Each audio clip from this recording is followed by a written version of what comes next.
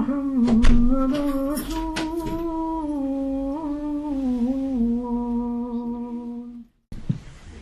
بسم الله والحمد لله والصلاة والسلام على رسول الله صلى الله عليه وسلم.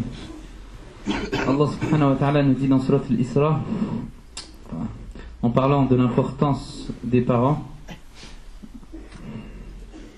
il dit: ton Seigneur a décrété n'adorer que lui et marqué de la bonté envers les pères et les mères. Marqué de la bonté envers les pères et les mères.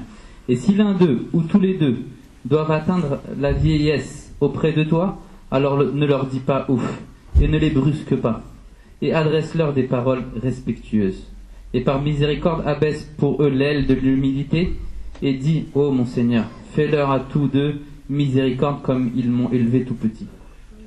Mes chers frères, mes chères sœurs, Allah subhanahu wa ta'ala nous nous demande de respecter et donner l'importance à nos parents. La semaine dernière et la semaine d'avant, nous avons parlé du rôle et de l'importance de la maman, et qu'elle jouait un rôle primordial dans la famille, que c'était la colonne vertébrale de la famille, que tout se jouait autour de la mère. Mais aussi il faut parler aussi du droit et du rôle que le père a dans la famille. Certes, la mère a un rôle très important, et le prophète alayhi salatu wassalam nous demande, il recommande 3 fois à la mère. La mère a 3 droits et le père en a 1, mais le père aussi a un droit, et ça il ne faut pas l'oublier. Pourquoi ?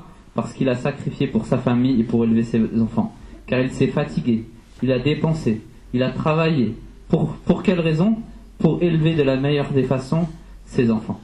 Mes chers frères, mes chères sœurs, le père joue un rôle primordial dans la famille, et important et aussi central que la mère. Il ne faut pas considérer que le père n'est qu'un ajout, c'est-à-dire c'est quelqu'un dans la famille, il n'a pas de rôle, ou bien ce n'est pas important. Qu'il soit là ou qu'il ne soit pas là, ce n'est pas important. Non, au contraire. Le père joue un rôle très, très important. Quand les enfants sont petits, masha'Allah, entre le couple, entre le mère et le père, entre la femme et l'homme, il y a un lien très spécial entre eux. L'amour est entre eux, masha'Allah, tout se passe très très bien. Mais une fois que les enfants ont grandi, et on voit de plus en plus, on fait comme si on n'avait plus besoin du père. Et la femme, donc la mère, ou montre à son mari comme si elle n'avait plus besoin de lui, en se disant: maintenant que mes enfants sont grands, à ce moment-là, ils peuvent s'occuper de moi. Et ça, c'est une grande erreur, subhanallah. Ça, c'est un manque de compréhension, un manque de science des personnes qui pensent de cette façon-là. Pourquoi ? Parce qu'une fois que ces enfants ont grandi, certes, ils peuvent la prendre en charge. Ils peuvent prendre en charge la mère. Mais ces enfants-là, ils vont se marier. Ce fils-là, il va se marier avec une fille. Donc il va laisser sa mère. Et cette fille-là va se marier aussi, elle va laisser sa mère. Donc à ce moment-là, si elle n'a pas gardé un lien spécial avec son mari, à ce moment-là, cette maman va rester toute seule.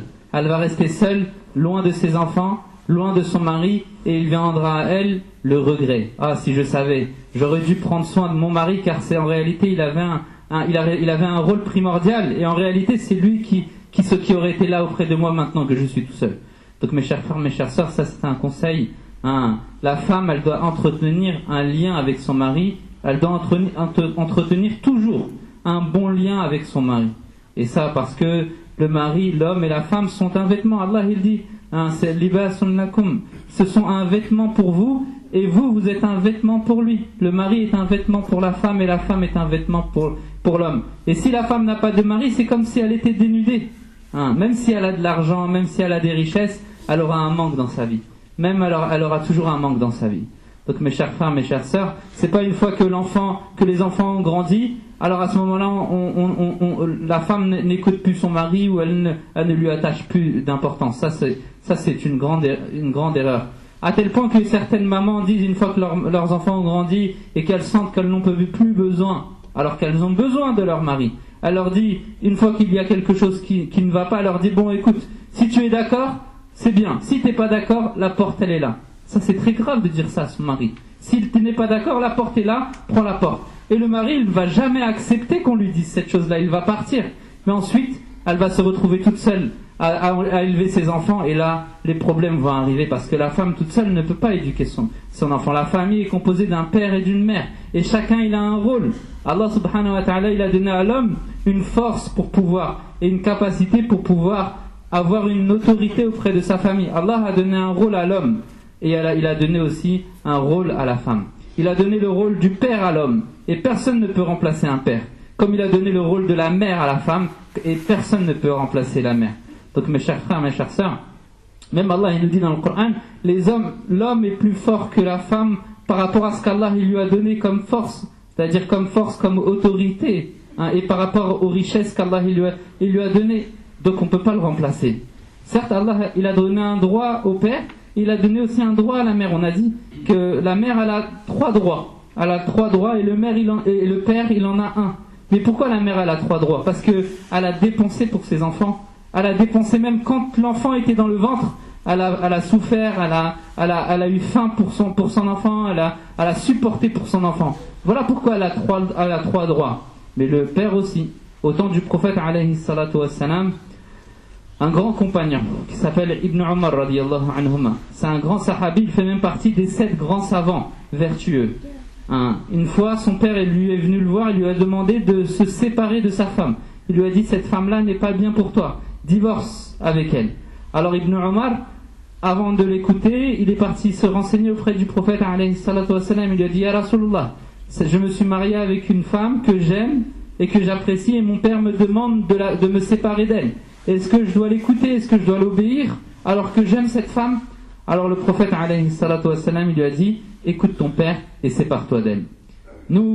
Ça c'est un hadith qui est sahih, qui est véridique et qui est unanimement reconnu authentique. Mais attention, il ne faut pas prendre ce hadith-là au sens littéral.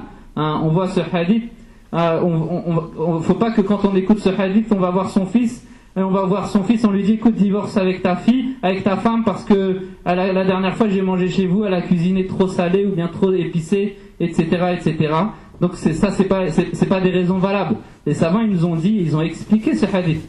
Ils ont dit que le père de Abdullah ibn Omar, donc Omar, le 2e calife de l'islam, pourquoi il a demandé de se séparer de cette femme-là? Parce qu'il détestait sa pratique. Cette femme-là n'était pas une femme qui craignait Allah. Cette femme-là n'était pas une femme qui avait le iman.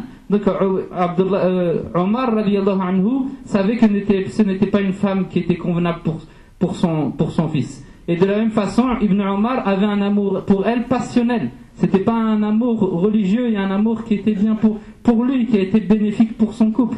Donc c'est comme cela que les savants ils expliquent. Aujourd'hui, on dit à notre enfant ou à notre fils de divorcer, c'est pas par rapport à la pratique religieuse de notre belle-fille, pas par rapport à sa foi ou par rapport au fait qu'elle ne fait pas la prière ou au fait qu'elle ne pratique pas la religion, mais plus par rapport à des choses qui sont liées, sont liées à ce bas monde, par rapport à des choses de dunya, de ce bas monde. Donc à ce moment-là, le fils il ne doit pas écouter il ne doit pas obéir son père si c'est par rapport à cette situation. Et enfin, d'autres savants nous expliquent ce hadith et ils nous disent que si le père qui demande à son fils de divorcer de sa femme, et si ce père-là, il a le même degré et le même iman, la même foi que Omar, alors le fils doit lui obéir. Mais qui aujourd'hui peut se prétendre avoir le même degré et la même foi que Omar ibn al-Khattab radiyallahu anhu? Donc mes chers frères, mes chères sœurs, en résumé, le père est important et l'enfant, il doit avoir un lien, et il doit avoir un lien spécifique avec son père. Et regardez pourquoi le père est important. L'enfant, il prend le nom de son père. Dans l'islam, l'enfant, il prend le nom de son père. Dans sa généalogie, c'est le fils d'un tel, fils d'un tel, fils d'un tel. Même à l'époque du prophète alayhi salatu wassalam, les Arabes se vantaient. Ils se vantaient de leur généalogie. Et les non-arabes musulmans certains disaient, si les Arabes se vantent de leur généalogie qui est bonne, alors moi je n'ai pas de quoi me vanter, et moi je me vante uniquement que mes parents sont l'islam. Mes parents sont l'islam. Donc un conseil aux jeunes, le conseil à donner, c'est de respecter et écouter leurs parents, écouter le père. Pourquoi les enfants aujourd'hui prennent une mauvaise direction? Souvent c'est parce qu'il y a un problème dans la famille, parce que le père ou la mère ils n'ont pas joué le rôle qu'il fallait. C'est souvent quand chacun des deux parents, le père ou la mère, il veut faire sa méthode et ils ne se mettent pas d'accord. C'est-à-dire le père dit non, il ne faut pas faire ça, la femme a dit si, laisse-le, c'est pas grave, laisse-le faire, c'est pas grave.